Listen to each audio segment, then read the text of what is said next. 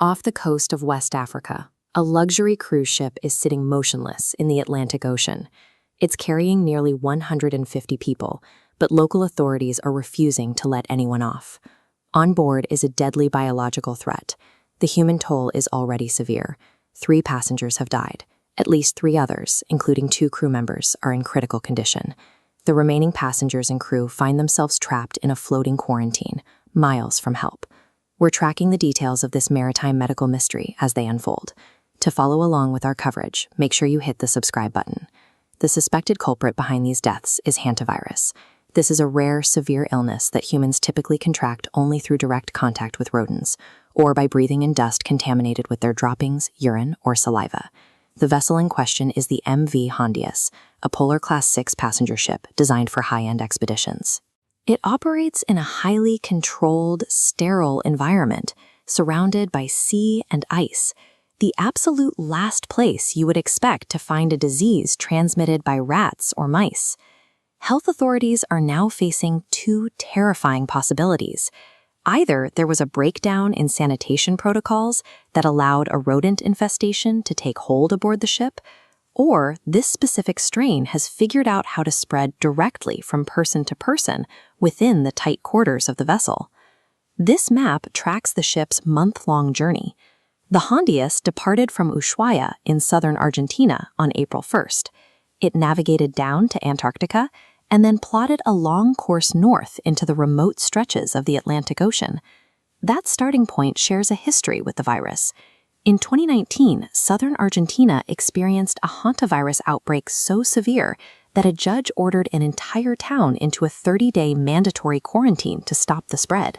10 days into this current voyage, a 70-year-old Dutch passenger fell ill with a fever and severe abdominal pain.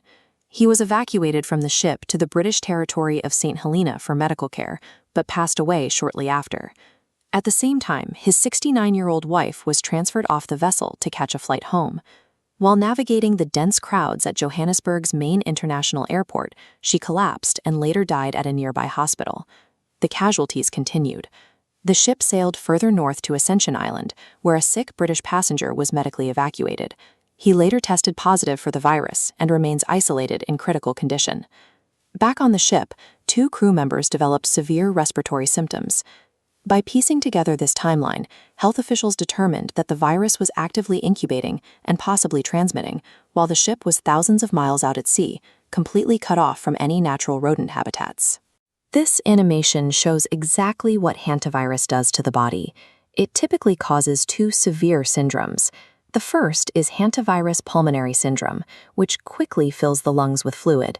The second is hemorrhagic fever with renal syndrome, which aggressively attacks the kidneys.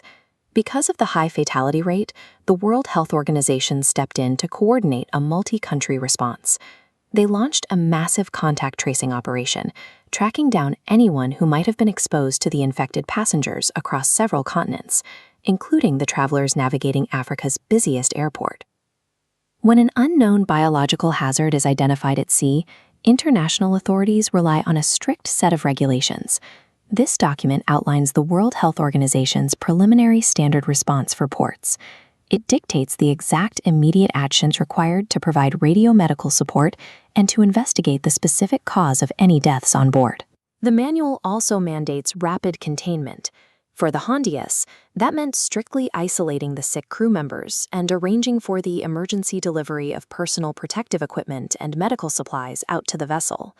These rigid health regulations exist as a final line of defense. They are designed to contain a deadly pathogen on a floating vessel before it can disembark into a densely populated, unprepared port city. Right now, those protocols have resulted in a tense geopolitical standoff. The ship has anchored off the coast of Cape Verde, but local authorities have completely blocked the vessel from docking or allowing anyone to step foot on land. With their crew members urgently needing advanced medical care, the ship's operator, Oceanwide Expeditions, is working on a fallback plan.